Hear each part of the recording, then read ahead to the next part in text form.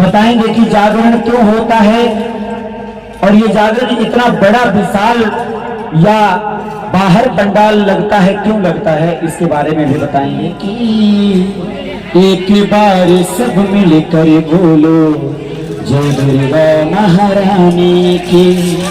एक बार सब मिलकर बोलो जय दुर्गा महारानी की। एक बार सब मिलकर बोलो जय दुर्गे महारानी की। तो रुको के यहाँ जागरण, और जागरण में बंद कमरे में जागरण हुआ, बकरे की बलि दी गई और उस बलि का जो मांस का टुकड़ा था वो सबकी झोली में दिया गया। और मांस का टुकड़ा अपनी झोली में लेके आई हूँ कि तू कीड़े मकोड़े ही खा के छिपकली का रूप धारण कर ले। एक बार सब मिलकर बोलो जय दुर्गा महारानी की। एक बार सब मिलकर बोलो जय दुर्गा महारानी की। एक बार सब मिलकर बोलो जय दुर्गे महारानी की। एक बार सब मिलकर बोलो जय दुर्गे महारानी की। आओ भक्तों तुम्हें सुनाए, आओ भक्तों तुम्हें सुनाए कथा ये तारा रानी की। एक बार सब मिलकर बोलो जय दुर्गे महारानी की। एक बार सब मिलकर बोलो जय दुर्गे महारानी की। बोल सच्ची दरबार की जय, दुर्गा मैया की जय। पंडित जी महाराज पीछे कहीं बैठे हैं, आपको तो सबसे आगे बैठना चाहिए। ये जागरण अखंड ज्योति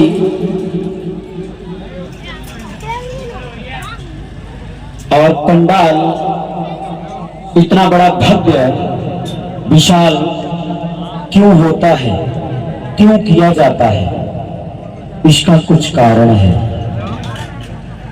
ये जागरण का महत्व क्या है, जागरण होता क्या है, जागरण होने का कारण क्या है, ये भी एक कारण है, एक विधि है, एक विधान है। हमारे धर्म में एक संस्कार है, जागरण एक संस्कार है, एक विधि है, एक विधान है। इसके बारे में आप लोगों को इस कथा में सुनाएंगे, बताएंगे कि जागरण क्यों होता है और ये जागरण इतना बड़ा विशाल या बाहर पंडाल लगता है, क्यों लगता है, इसके बारे में भी बताएंगे। जागरण तो घर के अंदर हुआ करते थे, बंद कमरों में, बाहर की खिड़कियां भी बंद कर दी जाती थी, तब जागरण हुआ करते थे। एक राजा थे, उन राजा का नाम था अस्पर्श। क्या नाम था? अस्पर्श। राजा अस्पर्श की कोई संतान नहीं थी, उनकी कोई संतान नहीं थी, उनमें संतान थे। संतान के लिए बहुत बड़े बड़े यज्ञ, बहुत बड़े बड़े तपस्या, बहुत बड़े बड़े पूजा करवाया, लेकिन उनको संतान प्राप्ति। राजा अस्पर्श ने बहुत बड़े बड़े यज्ञ अनुष्ठान किए, लेकिन संतान की प्राप्ति नहीं हुई। एक विचार आया, वो संस्कार जागा उनके अंदर कि संतान तो मां से प्राप्त होती है। जब तक मां का आवाहन नहीं करेंगे, मां से ममता नहीं पाएंगे, तब तक, जब तक संतान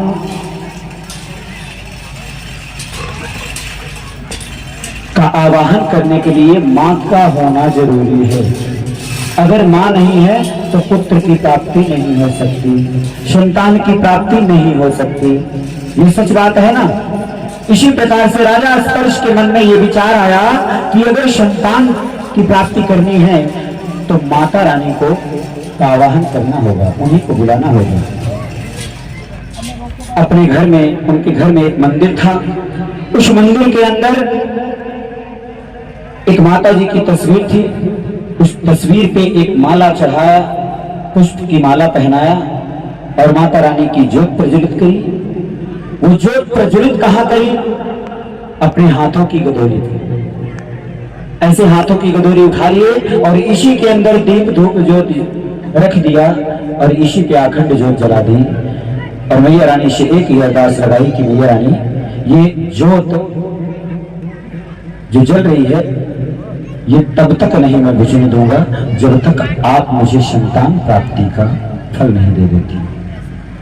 ऐसे गलोरी में जोत जला करके और सामने बैठ गया राजा स्पर्श। और माँ भगवती इतनी दयालु इतनी कृपालु कि कोई भी माँ हो, ये तो जगत की मैया है, अगर आपकी अपनी माँ भी अगर आप अपने बेटे की जरा सी उंगली भी अगर मोमबत्ती में छू जाती है ना, अगर कह दिया बेटे ने कि हाथ जल गया, तो माँ दौड़ के तुरंत पट्टी लगाने लगती है, कपड़ा लगाने लगती है, नहीं कुछ पी पाती है तो चौक कोलगेट लगाने लगती है कि ठंडा आ जाएगा बेटा मेरा, जलेगा नहीं हाथ। ये ममता होती है और ऐसी ही ममता हमारे जगत जननी मैया के अंदर है। और उन्होंने अपनी कृपा दिखाई, जो गले में हार पहनाया था माला, उसी माला वो माला मैया रानी के कंठ से टूट गया। कुछ लोग कहते हैं ना, कई लोग हैं अभिषेक मानते हैं कि अगर माता रानी की या देवी देवताओं के गले से अगर माला टूट जाए तो अभिषेक मानते हैं कि वो अशुद्ध हो गया या खंडित हो गया, हमारी पूजा सफल नहीं हुई या माता रानी नाराज हो गई। नहीं, ये कारण नहीं होता, उसका कारण अलग है। माला टूटती भी है तो कभी कभी फायदे के लिए भी। उसी प्रकार से माता रानी के गले से वो हार टूट गया और उसमें से एक पुष्प राजा स्पर्श की गदोरी पे गिर गया और उसी पुष्प से वो जोत बुझ गई। जब जोत बुझ गई तो राजा स्पर्श ने तुरंत उस फूल को ऐसे हाथ में लिया और माता रानी की तरफ देखा और बोली, मैया ये पुष्प तुमने जो हाथ में दिया है ना जाने क्या कारण है, मुझे नहीं पता, मगर अगर यही पुष्प मुझे पुष्प से बुझाया है तो कोई ना कोई कारण होगा, कोई ना कोई कारण होगा। आप लोगों को बता दूं, सुख प्राप्त होता है तो सुख प्राप्ति में भी कोई ना कोई कारण होता है। अगर कष्ट मिलता है, तकलीफ होती है तो उसमें भी कोई ना कोई कारण होता है। मैं अपने ऊपर नहीं लेता, दोष मेरा था या किसका था मैं नहीं जानता, पर कारण था। कुछ कारण ही कुछ कर्म करा देते हैं, कोई ना कोई कारण होता है जो ऐसे कुछ कर्म ऐसे करा देते हैं कि या तो उसको ऊपर उठा देगा या तो उसको नीचे गिरा देगा। से राजा स्पर्श की गदोरी पे जब पुष्प गिरता है और उसने अपने मन का भाव माता रानी के चरणों में रखा और उन्होंने यही कहा कि हे मैया, ये पुष्प जो तुमने दिया है इसका भी कोई कारण होगा, चलो बुझा दी है, आपने ही बुझाया है तो जरूर कोई ना कोई या तो अनहोनी होगी या तो होनी होगी। वो पुष्प ले जा करके रानी की गोद में डाल दिए, बोले लो मैया रानी ने मेरी जोत बुझा दी और पुष्प आया है तो ये पुष्प तुम अपनी झोली में लो। रानी ने झोली में लिया पुष्प और पुष्प को ले जा करके मत्थे से लगाया और मत्थे से लगा के ले जाके अपने मंदिर में रख दिया। और माता रानी की कृपा से धर्मचारण में उस रानी प्रवृत्ति हुई और 10वें महीने में उनके घर में एक कन्या का जन्म हुआ जिसका नाम रखा गया, क्या रखा गया? तारा। तो भैया एक अरदास लगानी है, डाली जाती है। एक प्रथम अरदास जब जोत प्रज्वलित होती है, दूसरी अरदास जब तारा रानी की कथा प्रारंभ होती है और तीसरी अरदास जब आरती होके प्रसाद के वितरण होता है तब। और तीन ही आशीर्वाद प्राप्त होते हैं लोगों को जागरण से और तीन ही प्रसाद मिलते हैं जागरण में। माता रानी का प्रसाद 3 भोग दिए जाते हैं और 3 के तीनों भक्तों को प्राप्त होता है। पहली अरदास, दूसरी अरदास, तीसरी अरदास मैंने बताया कौन कौन से हैं। पहला प्रसाद, गाना बजाना समाप्त होता है तो चाय का भोग लगता है। आज चाय का जमाना चल गया, चाय बनने लग गया, पहले दूध पिलाया करते थे, दूध का प्रचलन था जागरण में। तो चाय का प्रसाद प्रथम प्रसाद है। दूसरा प्रसाद आपको इसी तारा रानी की कथा में बीच में मखाने का प्रसाद जो आपके पास जाएगा वो दूसरा प्रसाद होता है। और तीसरा प्रसाद जब जोत का प्रसाद मिलेगा आपको फल का, इस जागरण का फल जो मिलेगा वो जोत का प्रसाद मिलेगा, वो सुबह मिलेगा आरती के बाद। ये 3 प्रसाद होते हैं। इसी प्रकार से एक अरदास अपनी लगा दीजिए, और जिसको भी दूसरी अरदास लगानी हो वो ऐसे आकर के अपनी अरदास माता रानी के चरणों में डालते जाएंगे और अपने स्थान पे जाके बैठ सकेंगे। अब देखिए, राजा स्पर्श में पुष्प ले जाके रानी की गोदी में डाल दिए और रानी धर्मचारण में प्रवृत्ति हुई और 10वें महीने में पुत्र की कन्या का जन्म हुआ और उस कन्या का नाम तारा रखा गया। अब देखो, वो तारा 1 साल की हो गई, 2 साल की हो गई, 3 साल की हो गई, 5 साल की हो गई। फिर मन में विचार आया, रानी ने फिर आवाहन किया माता रानी का कि माता रानी अभी हमारा मन नहीं भरा, यदि एक संतान दे दी तो अच्छी बात है। और माता रानी का आवाहन हुआ और उस दूसरी संतान को उनके घर आना ही। रानी फिर से गर्भ धारण की और 5 साल बाद फिर से गर्भ धारण की और उनके गर्भ में फिर से एक कन्या ने जन्म लिया। और उस कन्या के लिए पंडित जी महाराज को बुलाया गया कि पंडित जी महाराज, हमारी तारा की कुंडली आपने देखी और तारा का नामकरण भी आपने किया। और बोले कि जिस तरह से तारा का नामकरण तुमने किया था उसी तरह से हमारी दूसरी बिटिया का नामकरण कर दीजिए पंडित जी महाराज। और पंडित जी महाराज आ जाते हैं और जब तारा ने जन्म लिया था तब राजा ने बहुत सारा धन धान्य उनको प्रदान किया था। और जब दूसरी कन्या हुई तो फिर बुलाया तो पंडित जी महाराज बड़ी खुशी से आए कि महाराज के यहाँ बहुत कुछ मिलता है, चलो। जैसे आए पत्रा खोल कर बैठे और पत्रा जैसे खोल के बैठे उन्होंने देखा, पत्रे में देखा कि ये कन्या राजा के महल में रहने योग्य नहीं है।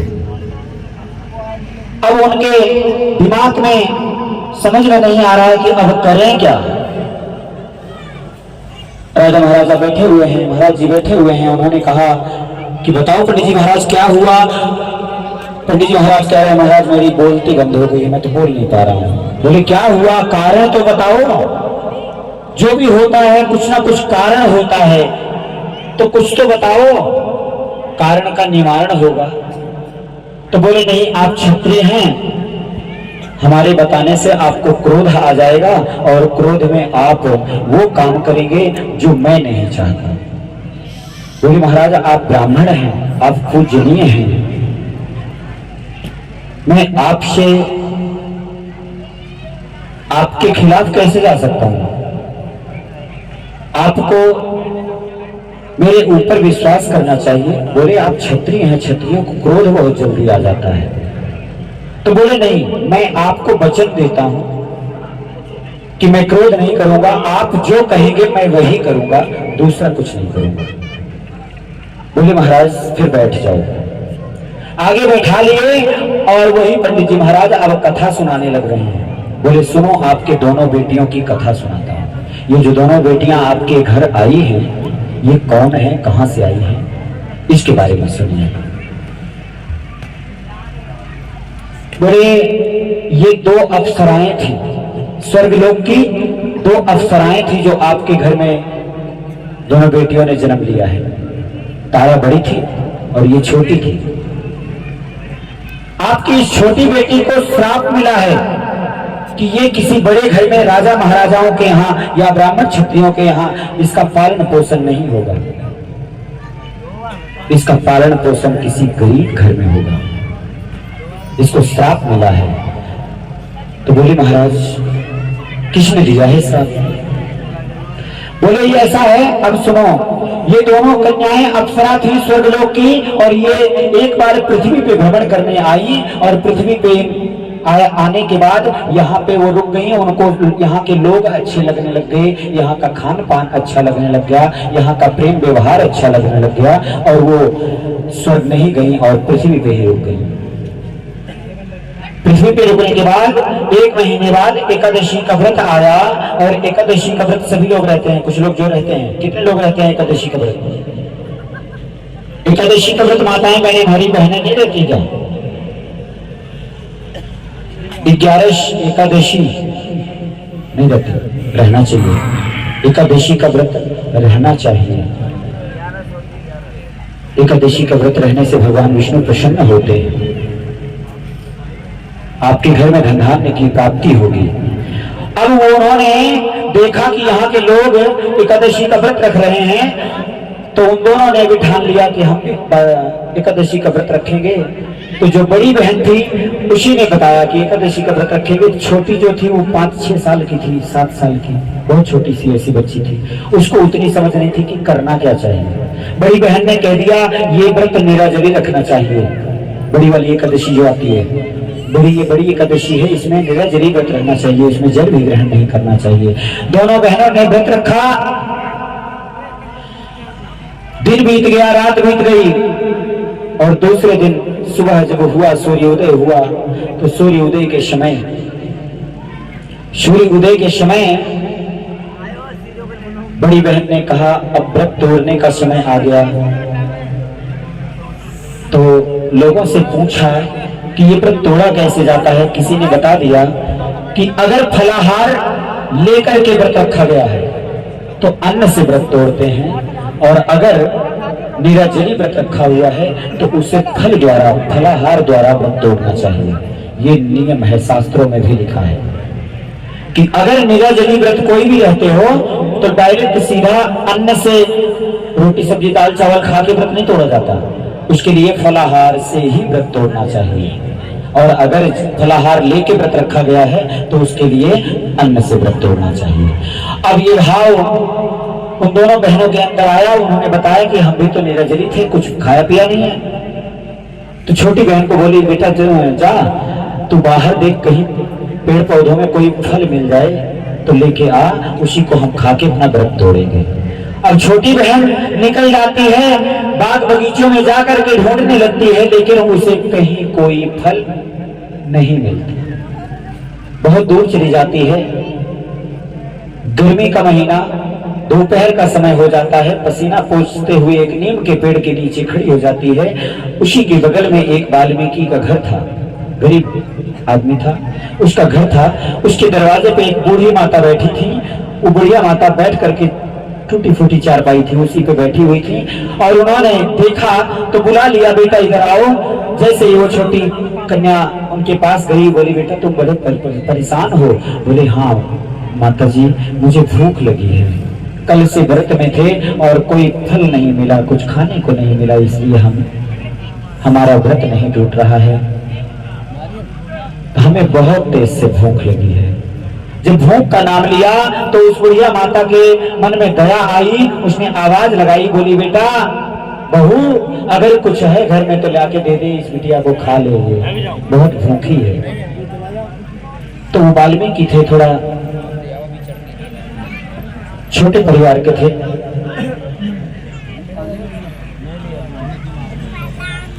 बोली कि बेटा कुछ लाके दे दो, इसको भूख लगी है, वो खा ले। तो छोटे परिवार की थी, उसके घर में मीट बना हुआ था, मांस। तो एक कटोरी में मांस का टुकड़ा लेके आई। बोली सब कुछ तो अब वो जो कटोरी में मांस का टुकड़ा मिला, तो जब मांस का टुकड़ा मिला तो उसे पहचान नहीं थी, उसे परख नहीं थी कि ये है क्या चीज। उसने उठाया हाथ से और तोड़ के खाने लग गई। खा भी लिया, उसमें से आधा बचा ली कि मेरी बड़ी बहन भी है, मैं उसके लिए थोड़ा सा ले जाऊं, वो भी सुबह कल से ही भूखी है। वो थोड़ा सा मांस का टुकड़ा अपनी झोली में ले लिया और झोली में लेकर के वो चली आई अपने घर और अपनी बहन को दिया। जैसे ही बड़ी बहन को देती हैं वैसे ही वो देखते ही पहचान जाती है, अरे ये तो मांस का टुकड़ा है, तो इसे खा रही है, इसे खाएगी, ये क्यों लाई है? तो बोली बहन बहुत भूख लगी थी, बुढ़िया माता के यहाँ यही मिला, मैंने यही खा लिया, अब जब से खाई हूँ तब से पेट में थोड़ी सी राहत मिली है। अब बड़ी बहन को गुस्सा आ जाता है, वो तुरंत कहती है अरे नीचनी, तूने इतना बड़ा नीच का काम किया है, तू ये मांस के टुकड़े खा गई, मीट मच्छी खा रही है, तो जा, मैं तुझे श्राप देती हूँ कि तू कीड़े मकोड़े ही खा के जीवित रहेगी, अन्यथा तू जीवित नहीं रह सकती। तुझे ऐसा ही श्राप मिला, ऐसा ही मैं श्राप देती हूँ। जा छिपकली का रूप धारण कर ले,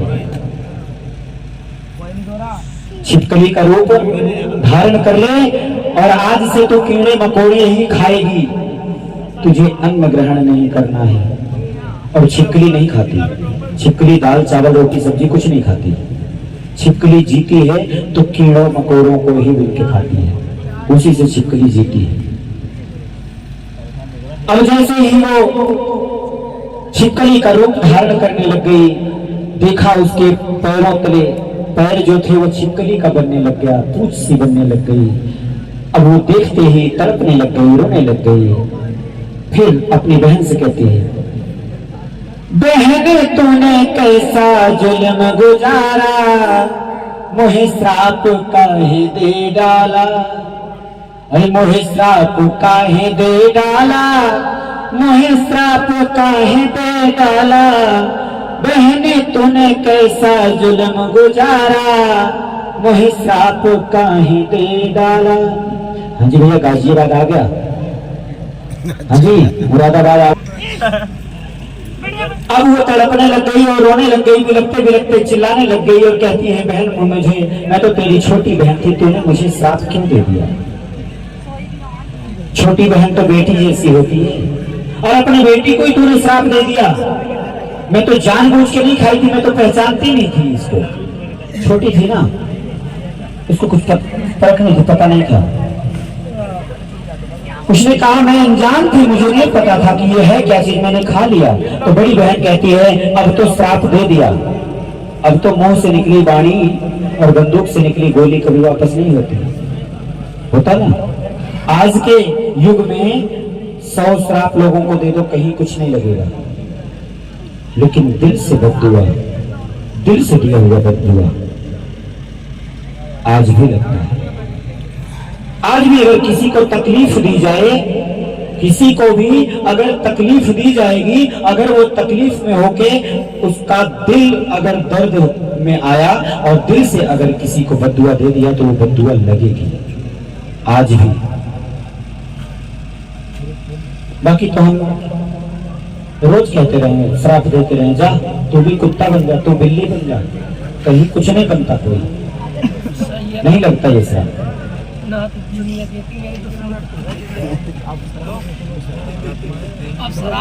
अब बड़ी बहन ने जैसे कह दिया कि अब तो मेरे मुंह से शब्द निकल गया,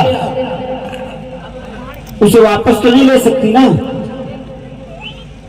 तो बोली, बहन चल ठीक है, पर इसका उद्धार तो तू बता सकती है ना, कि मेरा उद्धार कैसे होगा। तो बड़ी बहन ने कहा कि जा, तू जब किसी के प्राण बचाने के लिए अपने प्राण निछावर करेगी तो तेरा उद्धार हो जाएगा, और फिर से मनुष्य जन्म में तेरा जन्म होगा, इंसान फिर से बन जाएगी।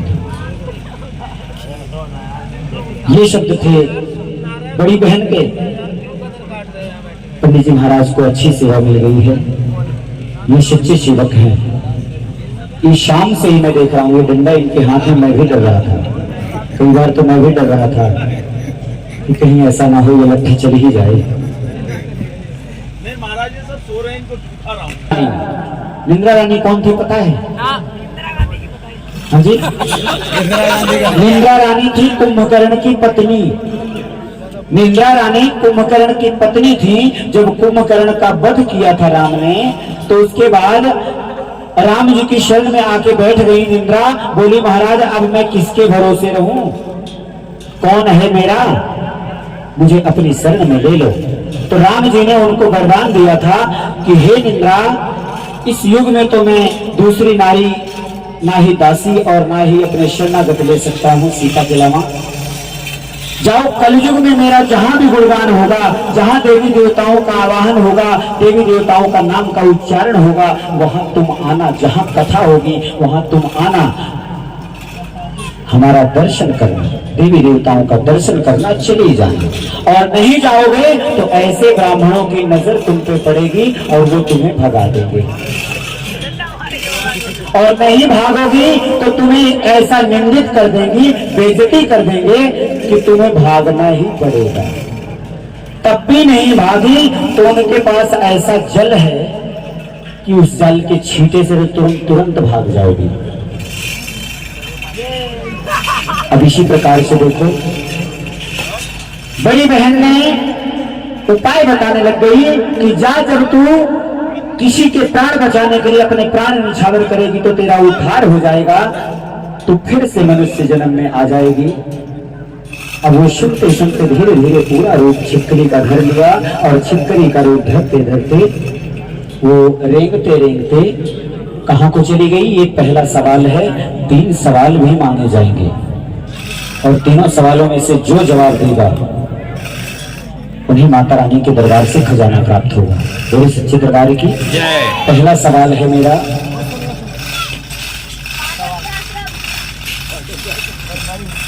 बोल सच्चे दरबार की जो कौन है ये, आज बता दे। का रूप धारण किए हुए करते करते वो रेंगते रेंगते किसके आश्रम पहुंच गई?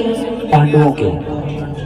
पांडवों के आश्रम में पहुंची तो देखा पांडवों ने एक बहुत बड़ा यज्ञ रखा था, अनुष्ठान किया था, यज्ञ किया था, और उस यज्ञ में दुर्वासा ऋषि को नहीं बुलाया था।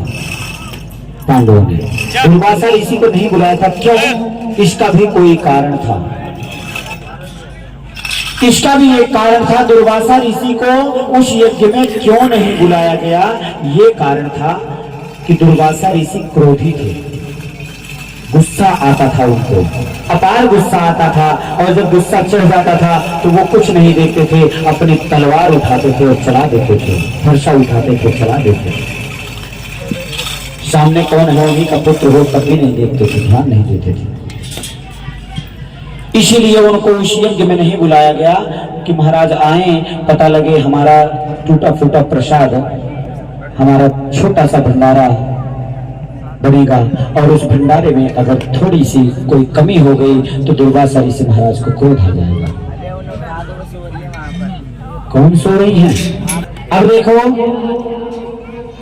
वो रेंगते रेंगते पांडवों के आश्रम में पहुंच जाती है और वहां यज्ञ चल रहा होता है, और उस यज्ञ में दुर्वासा ऋषि को नहीं बुलाया जाता है। तो दुर्वासा ऋषि क्रोध में आ जाते हैं, और क्रोध में आने के बाद एक बाज का रूप बनाते हैं, और बाज का रूप बनाने के बाद जंगल में जाते हैं तो वहां देखते हैं एक सांप डोल रहा होता है, उसे अपने चोंच से सांप को मार देते हैं और अपने चोंच में दबा करके सांप को लेके आते हैं। उनके मन में क्या चल रहा था? दुर्वासा ऋषि के जहां पांडु लोग यज्ञ कर रहे हैं, उनके यज्ञ जो कुंड है उसी में इस सांप को छोड़ दूंगा तो उनका यज्ञ भंग हो जाएगा, विघ्न आ जाएगा, विनाश आ जाएगा। किसी भी यज्ञ में अगर कोई भंगता डालता है तो उसी का विनाश आ जाता है। गांव में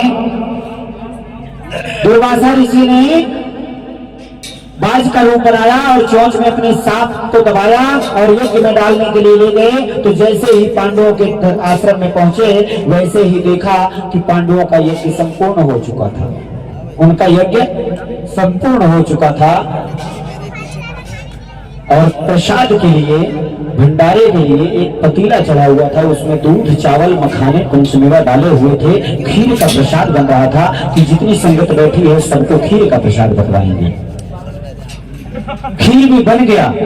बनने के बाद दुर्वासा ऋषि घूमते रहे, जो बाज के रूप में है, घूमते रहे, भ्रमण करते रहे कि कहाँ मिले, कौन सा मौका मिले कि मैं उनका भंग करूं, लेकिन नहीं दिखा। पतीला ढका हुआ था, उबल रही थी दूध, खीर।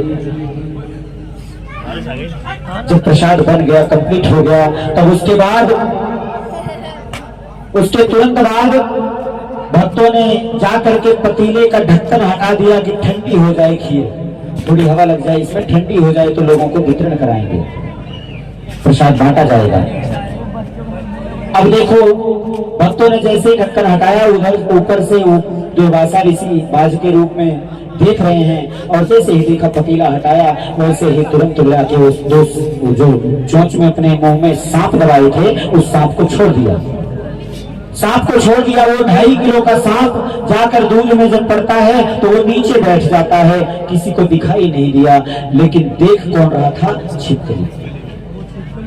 छिपकली देख रही थी और उसने जब देखा कि अरे ये तो दूध में सांप गिरा दिया इस बाज ने, और अब ये दूध सारा जहरीला हो गया और इसको जो भी ग्रहण करेगा उसका जीवन खत्म हो जाएगा, उसको मृत्यु प्राप्त हो जाएगी, ये तो बहुत बड़ा पाप लगेगा। और पांडवों ने हजारों लोगों को आमंत्रित किया है, पूरे नगर लोग के लोगों को आमंत्रित किया है, अगर जो लोग ये प्रसाद पाएंगे सभी लोग मर जाएंगे, ये तो बहुत बड़ा अपमान वाली बात हो जाएगी। उसके दिमाग में तुरंत आ गया कि मेरी बड़ी बहन ने मुझे जो श्राप दिया था उसका उद्धार बताया था कि जब तू किसी के प्राण बचाने के लिए अपने प्राण निछावर करेगी तो तेरा उद्धार हो जाएगा। यही सोच करके उसने अपने आप को दूध में छलांग लगा दिया, दूध में छलांग लगा दिया। भक्तों, अब दूध में सांप तो बैठ गया था नीचे, लेकिन छिपकली हल्की सी थी, वो ऊपर को दूध में तैरती रह गई। और जैसे ही भक्त लोग आए कि चलो प्रसाद वितरण करते हैं, देखा तो दूध पे छिपकली तैर रही थी और तुरंत हाहाकार मच गया, तुरंत चिल्लाने लग गए, चीखने लग गए, ये पतीला पूरा जो भंडारे के लिए खीर बना था उसमें तो छिपकली गिर गई, जहरीला हो गया, अब बताओ अब क्या होगा। तो पांडवों के यहाँ जो महाराज आए थे, महंत आए थे, उन महाराज ने जब आए देखे तो उन्होंने बिना विचारे, उन्होंने कुछ सोचा नहीं, कहते ना बिना विचारे जो करे वो पीछे पछताए। महाराज ने विचारा नहीं, कुछ देखा नहीं, बस तुरंत उस छिपकली को श्राप दे दिया कि अरे नीचनी, तूने इतना बड़ा नीच का काम किया है, जा तू यहाँ से, तो तेरी मृत्यु प्राप्त हो गई, तू जिस घर में भी जहां भी तेरा जन्म होगा वहां पे तेरा पालन पोषण नहीं होगा, किसी अमीर घर में, किसी राजा महाराजाओं के यहाँ, किसी ब्राह्मण क्षत्रिय के यहाँ तेरा जन्म होगा बेशक, लेकिन पालन पोषण नहीं होगा।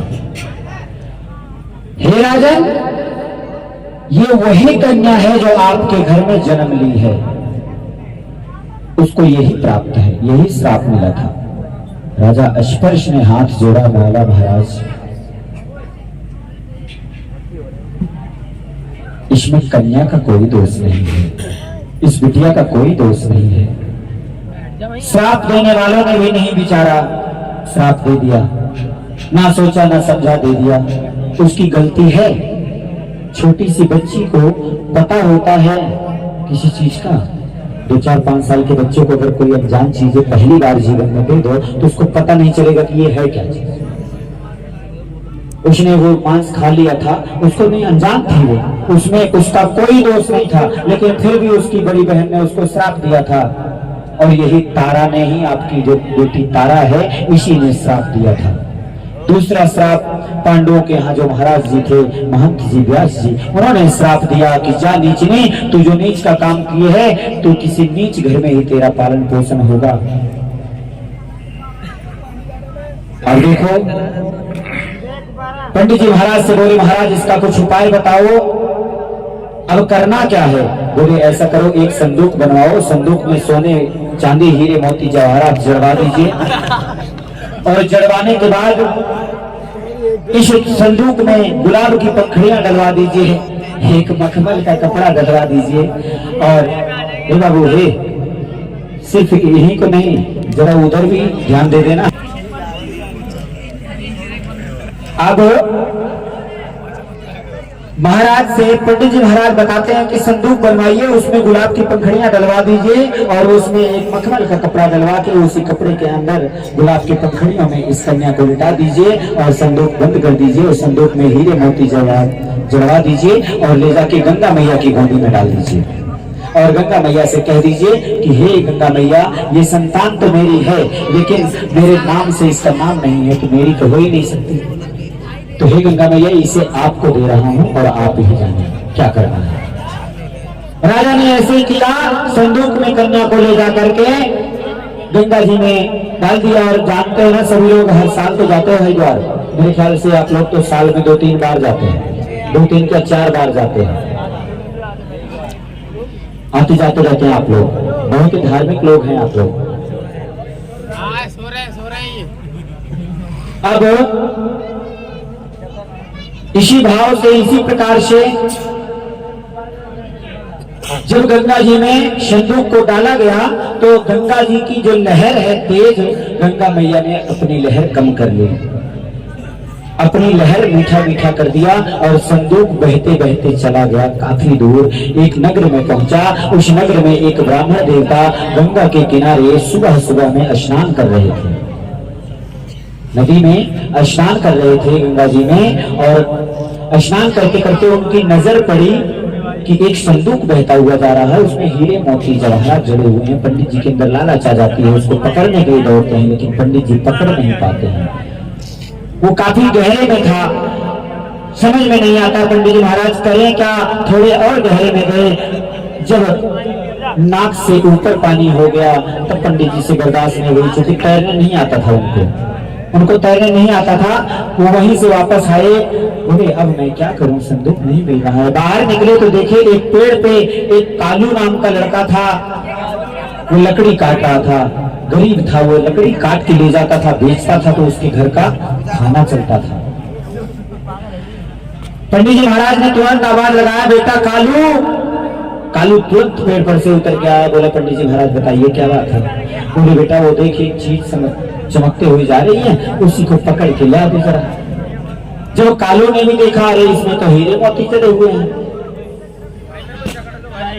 इसमें तो हीरे मोती जड़े हुए हैं। कालू ने देखा, कालू के अंदर भी लालच आ जाती है। कालू कहता है पंडित जी महाराज नहीं नहीं हम नहीं पकड़ पाएंगे। बोला बेटा पकड़ ले। बोला ना कतई नहीं पकड़ सकते, बहुत गहरे में है, कौन जाएगा अपनी जान गंवाए। कालू नदी के किनारे किनारे चलता रहता, देखता है, सोचता है पंडित जी भी चले जाएंगे तो मैं जाके पकड़ लाऊंगा, निकाल लाऊंगा, मैं ले लूंगा। लेकिन पंडित जी भी बड़े जिद्दी, पीछे ही ना छोड़े, पीछे ही नहीं छोड़ते। कालू आगे आगे जा रहे हैं, पीछे पीछे पंडित जी, जैसे मैं नहीं छोड़ता आप लोगों को, जब से पकड़ा हूं तब से नहीं छोड़ रहा हूं, है ना। अरे पता नहीं इनकी कृपा है या आप लोगों की कृपा है कि क्यों नहीं छोड़ रहा हूं। मैं थोड़ी सो रहा हूँ, मेरे मुंह को मारा। इसी प्रकार से पंडित जी महाराज कालू के पीछे पीछे चलते जा रहे हैं। बोले कालू तू कहीं ना कहीं पकड़ेगा जरूर संदूक, और पकड़ेगा तो बेटा मैंने दिखाया है, माल तो मेरा है। कालू ने कहा पंडित जी महाराज मैं कतई नहीं पकड़ूंगा। अच्छा चलो अगर पकड़वाना है तो एक सौदा कर लो मेरे साथ। बोले क्या। बोले पंडित जी महाराज कालू के मन में भी लालच आई और कालू के मन में विचार आया कि अगर संदूक के ऊपर हीरे मोती जवाहरात जड़े हुए हैं तो संदूक के अंदर तो पूरा माल भरा होगा। इस लालच में कालू ने सौदा कर लिया। बोले पंडित जी महाराज संदूक के बाहर वाला माल सब आपका और अंदर जो भी माल होगा वो मेरा। तैयार करो सीधा। पंडित जी महाराज बोले चल ठीक है, जो कुछ भी मिले मिले तो सही, जा तू पकड़ के लिया, संदूक के बाहर का माल मेरा, अंदर का तेरा। बोले पक्का। बोले पक्का, ये ब्राह्मण का वचन है, जाओ दिया। अब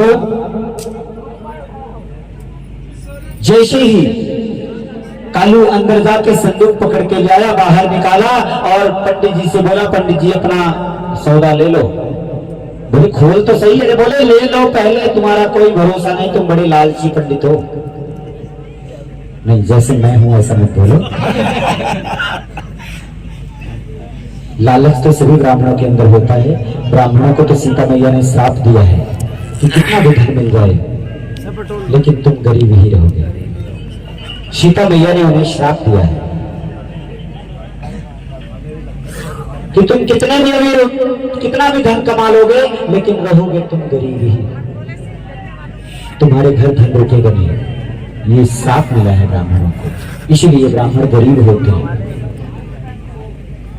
कितना भी धन में से माला माल हो जाए लेकिन वो व्यर्थ है उनके लिए कि एक झटके में कभी ना कभी चला जाएगा। अगर गरीब नहीं होते तो यहाँ थोड़ी बैठे होते, तो झोली नहीं फैलाते, नहीं बैठे होते, झोली नहीं फैलाते। और अगर झोली ब्राह्मण ना फैलाए तो आप लोगों के घर से ब्राह्मण को सीधा नहीं मिलता, सीधा मिला दिया जाता ना।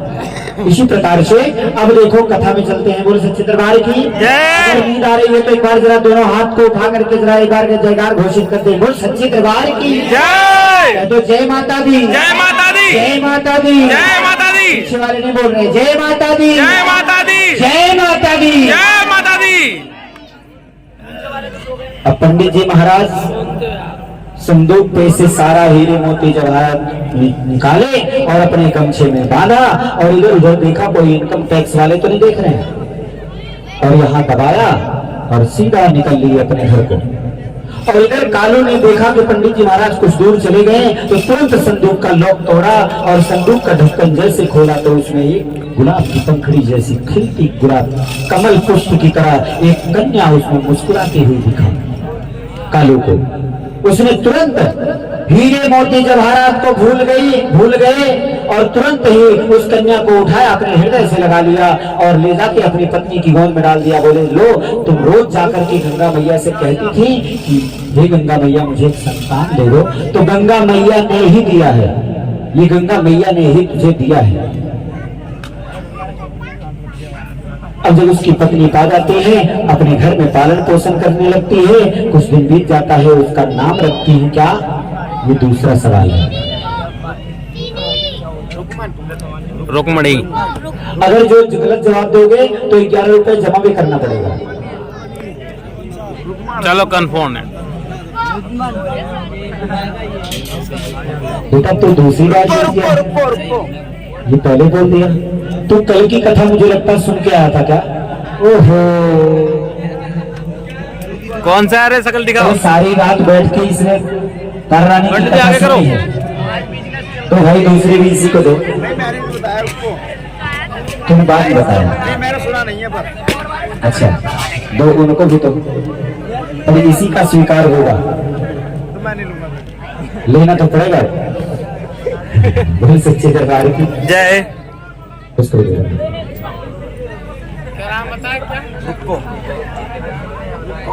बेटा बल्ले बल्ले की कथा कल बैठ के पूरा सुनाओगे, इसका मतलब इसको देखो ऐसे होते बच्चों के अंदर के जो संस्कार होते हैं, यदि विद्यमान बच्चे होते हैं तो हर चीज को ग्रहण कर लेते हैं, एक बार में उसको याद है। लेकिन आप लोग हर साल जागरण करते हो, हर साल कथा सुनते हो, लेकिन याद नहीं रहता है। अब नहीं बोलेंगे पंडित जी। अच्छा वीडियो बना रहे हैं, आप रोज नहीं भूलेंगे, रोज सुनेंगे। जय। दिखाओ। कालू के घर में उसका नाम रखा जाता है रुक्को। क्या नाम रखा जाता है? रुक्को। रुको। ध्यान से सुन लो। सुन लिया। अगली बार पता नहीं कथा कौन सुनाएगा, माता रानी जाने, पर सवाल उसमें भी होंगे। 3 प्रसाद, 3 अरदास और 3 सवाल होते हैं, जिनका जवाब जो देगा 3 आशीर्वाद उसको प्राप्त होंगे। बोल सच्चे दरबार की जय। जय। अब देखो, उसका नाम रुको रखा जाता है और रुको धीरे धीरे 1 साल की हो जाती है, 5 साल की हो जाती है, 7 साल की हो जाती है, धीरे धीरे 12 साल की हो जाती है, 12 साल की हो जाती है। अब कालू जो है वो परेशान की बिटिया बड़ी हो गई है और हमारे घर में हम गरीब हैं, हम एक वक्त की रोटी जो खा रहे हैं वो भी लकड़ी काट के बेचता हूँ तो खर्चा चलता है, मैं ब्याह कैसे करूंगा। कालू चला जाता है राजा हरिश्चंद्र के यहाँ। जिस राजा हरिश्चंद्र के यहाँ उसी रुक्को की बड़ी बहन का विवाह हुआ है तारा का। उन्हीं राजा के यहाँ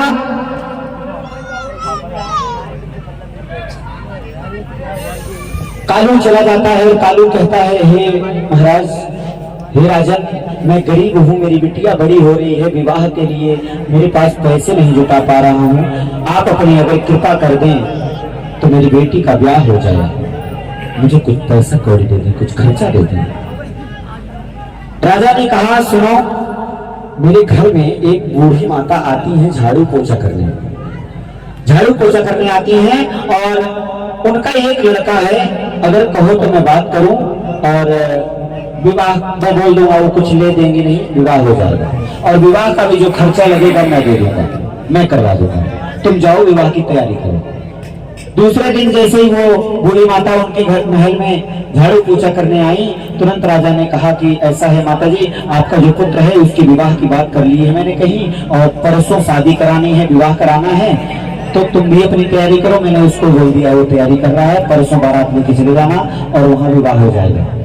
बोले महाराज अभी 3 दिन में कैसे हो सकता, मेरे पास कोई पैसा कोई खर्चा नहीं। बोले सब कुछ मैं कर दूंगा, आप टेंशन मत लो। राजा ने वचन दे दिया और इधर कालू के घर में विवाह की तैयारी हो रही है।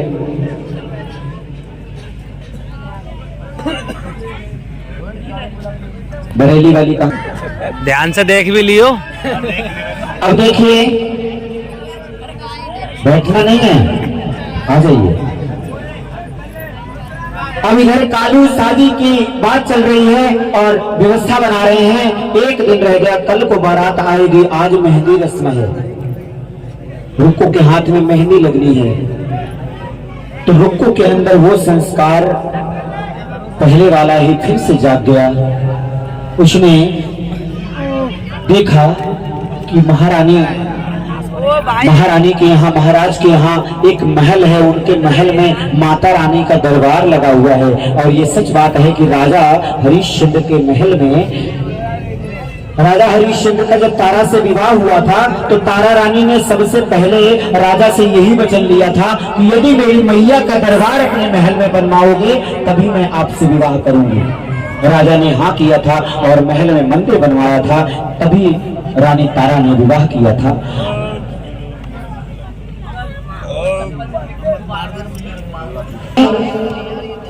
रुक्को ने कहा कि पहले मेहंदी रानी तारा के महल में जो माता रानी हैं उनको मेहंदी लगा दी जाए, तब हमारे हाथों में लगाई जाए। बोल सच्ची दरबार की जय।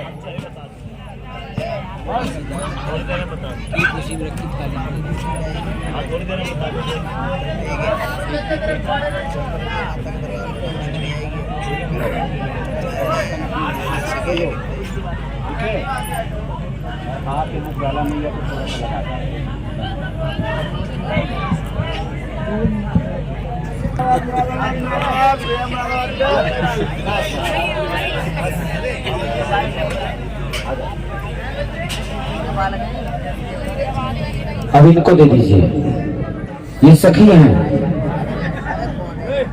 ये आप लोगों की सखी है कि बहू है? बिटिया है। बेटियां भी तो सहेलियां होती हैं। जैसे बेटे जो होते हैं माता पिता को सखा मानते हैं, उसी प्रकार से बेटी भी सखी होती है। अब बिटिया को दे दो, इनके हाथ में लगा दो। दिखाओ। अब जाओ, जितनी सुहागन हैं, जितनी सुहागन बैठी हुई हैं, सबकी गदोरी में बस एक बिंदी लगानी है, ज्यादा नहीं। डेकोरेशन करने लग जाओगे तो 2 दिन लग जाएगा। बस एक बिंदी लगा दो बस। मेहंदी लगाना मुझे लग रहा है कि इसे आता है बढ़िया से, तभी लगने लग गए, लगने लग गई, ऐसे ऐसे करने जलेबी जैसे। अब मेहंदी लगने लग गई रुक्को के हाथ में, और मेहंदी लगने में लोगों ने बहुत बढ़िया बढ़िया मंगल गीत गाया, मंगलाचरण किया। और इसके बाद अगले दिन बारात आई। हाँ जी, कौन सा मंगल करा? मंगल गाया, ज्यादा ना गा रहे थे, एक तो सुनाई दो तो कराओगे उन्होंने, ऐसे नहीं मंगल कर दिया बाप तो। वो औरतों को गाना है, मैं कैसे गाऊं? कैसे नहीं गाओगे? गाना पड़ेगा अब तो, अब गाना ही पड़ेगा। बिल्कुल नहीं है ना, तो मंगल कराओ। हरि गाओ गाओ सखी मंगल गे, रुक्को के घर शादी है। गाओ गाओ सखी मंगल गे, कालू के घर शादी है। शादी किसकी है? रुक्को की। ऐसे ही सब मंगल गीत गाने लग गई और सभी प्रसन्न हो गई, सभी सखियां नाचने गाने लग गईं। नाचते गाते दिन बीत गया। दूसरे दिन बारात आई और रुक्को की शादी हुई और रुक्को दुल्हन बन के अपने ससुराल पहुंच जाती है। कह दो जय माता दी। जय माता दी। जिनके हाथ नहीं उठे बार वो भी उठा दे, जय माता दी। जय माता दी।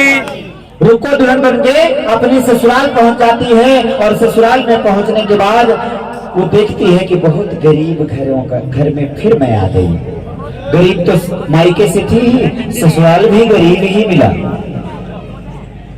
उसके घर में ज्यादा बड़ा परिवार नहीं था, एक उसकी सास थी, एक उसका पति था और वो थी, बस 3 ही लोग थे। और जो उसकी सास थी वो रानी तारा के महल में झाड़ू पोछा रोज करने जाती थी, लेकिन शादी के माहौल में लगने के बाद खाना पीना छूट गया। 3 दिन से वो बीमार पड़ गई और 2 दिन और बीत गया, रानी के महलों में झाड़ू पोछा करने नहीं गई। तो अपने एक दिन बोलने लग गई कि बेटा क्या बताऊं, झाड़ू पोछा लगाने नहीं जा रही हूँ, रानी नाराज ना हो जाएं। तो बहू कहती है माँ आज के बाद आपको जाने की जरूरत नहीं है, मैं जाऊंगी। बोली बेटा अभी तो नई नवेली दुल्हन है, अभी तुझे कोई देखेगा तो क्या कहेगा, कहेगा कि अरे इसकी बहू काम करने लग गई। रुको ने तुरंत कहा माँ अगर मेरे घर में खाने को रोटी नहीं होगी तो मेरा पड़ोसी नहीं देगा, मेरे अगल बगल वाले मेरे घर में रोज आटा नहीं पहुंचा देंगे कि चलो उसके घर में नहीं है खाने पीने को 2 किलो आटा 5 किलो आटा पहुंचा दें, कोई नहीं पहुंचाएगा, हंसी और उड़ाएगा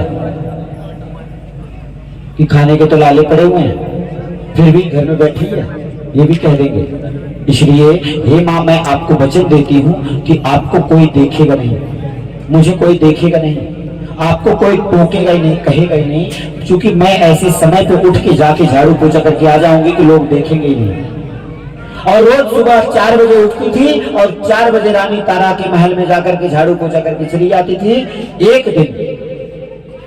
एक दिन रानी बगीचे में सैर करके आ रही थी और ये झाड़ू लगा रही थी। झाड़ू किस चीज से लगा रही थी, मंदिर था उनके महलों में, मंदिर में झाड़ू नहीं लगाई जाती है, किस चीज से झाड़ू लगा रही थी, सफाई कर रही थी, ये तीसरा सवाल है। बोल सच्चे दरबार की आ जाओ, आप आ जाओ। कृष्ण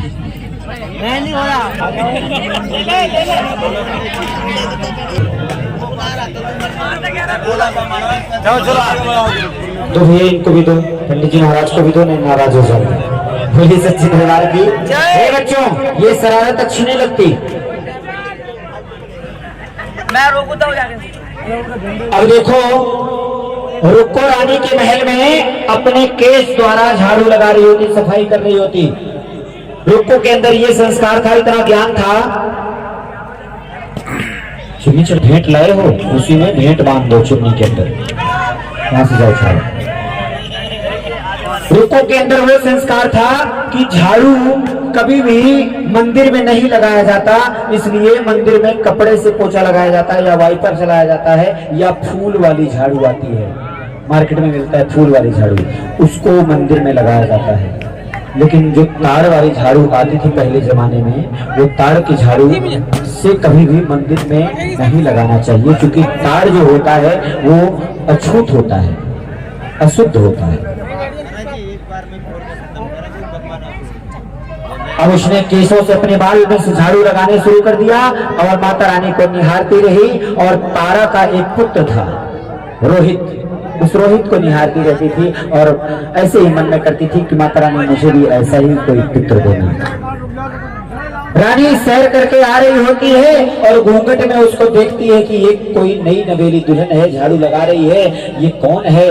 रानी तारा आवाहन करती है माता का और उनसे कहती है माता मुझे बताओ ये कौन है। माता रानी की कृपा से एक हवा का झोंका आता है और घूंघट उठ जाता है और रानी तारा उसका चेहरा देखते ही पहचान जाती है, अरे ये तो मेरी बहन, ये मेरी बहन है पिछले जन्म की। पहचान जाती है और तुरंत बुलाती है, कहती है बहन इधर आ।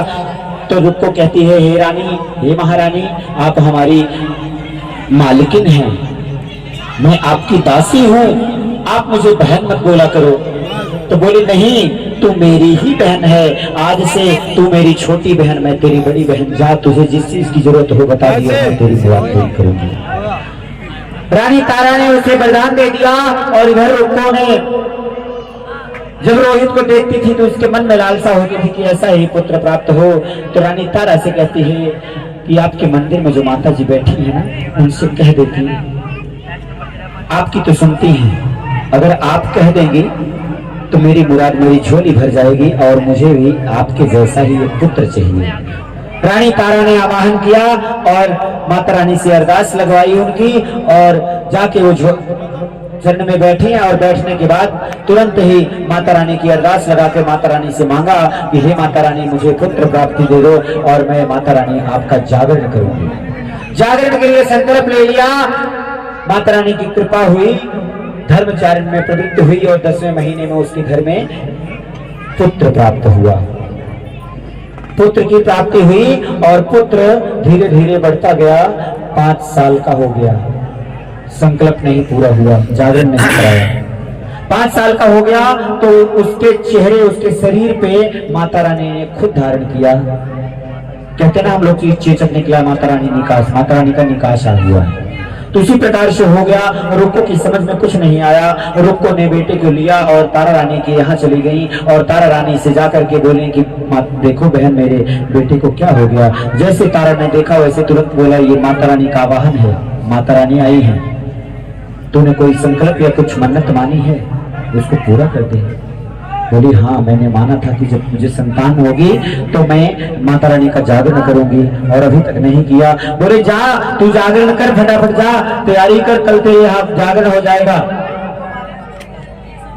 तो रुक्को के यहाँ जागरण, और जागरण में बंद कमरे में जागरण हुआ। बकरे की बलि दी गई और उस बलि का जो मांस का टुकड़ा था वो सबकी झोली में दिया गया।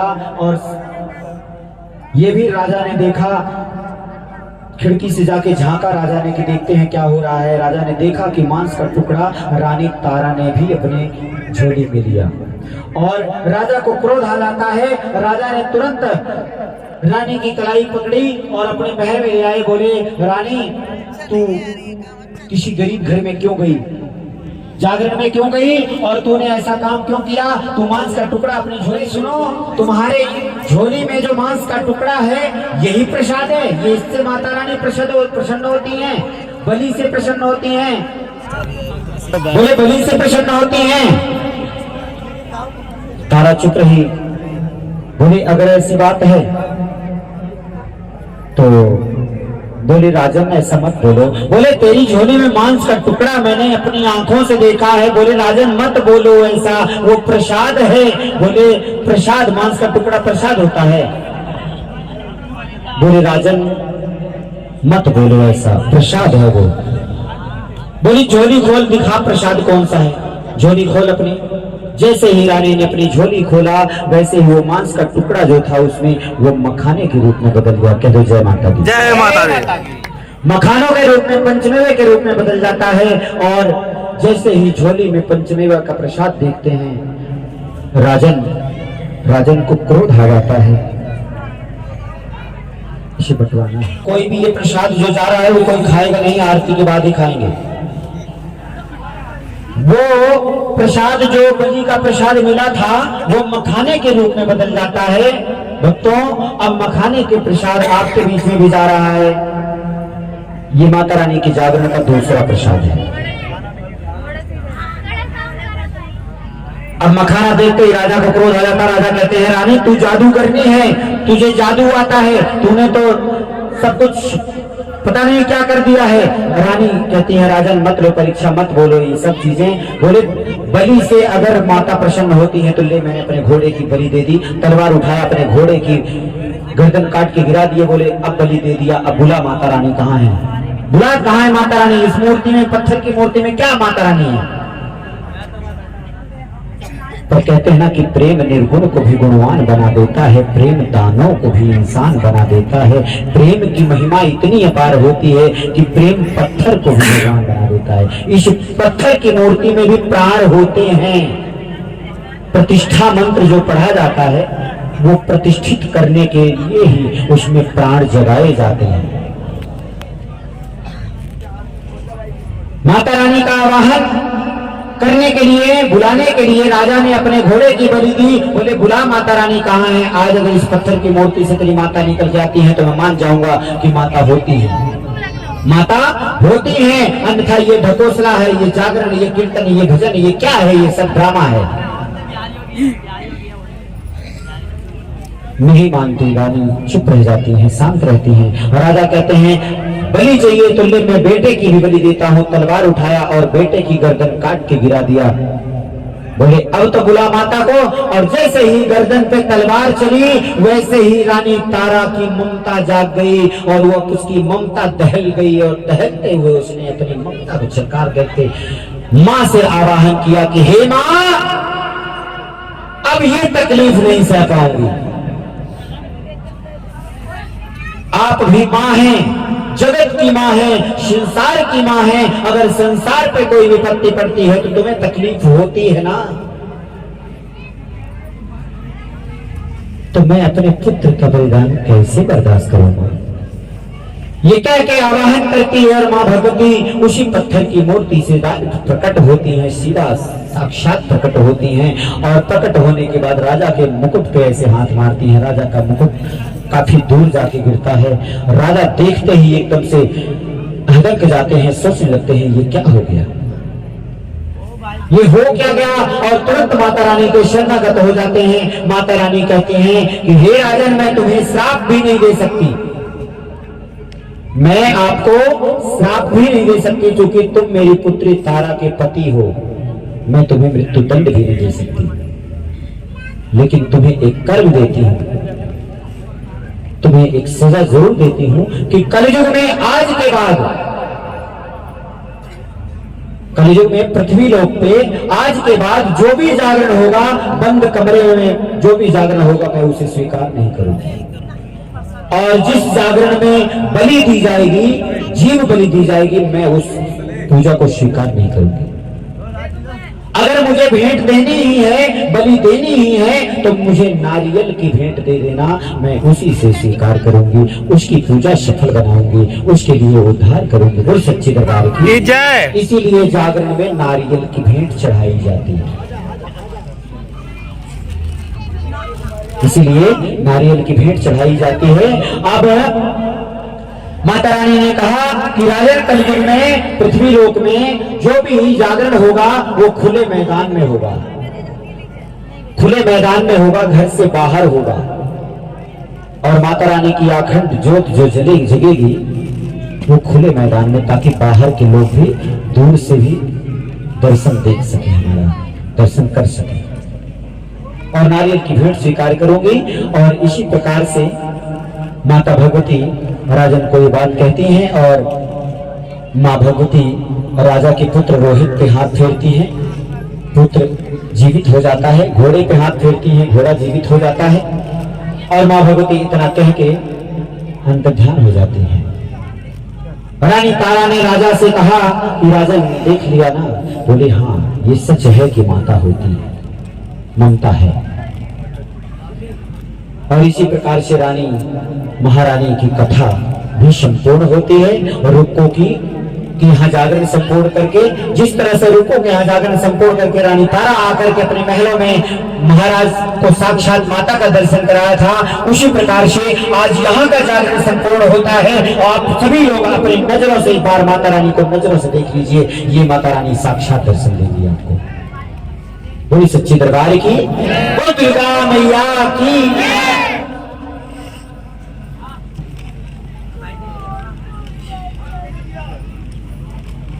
आए बाबूराम जी को जगा दीजिए। यहां से कोई बालक बोला था, हाँ किसी बच्चे ने, हाँ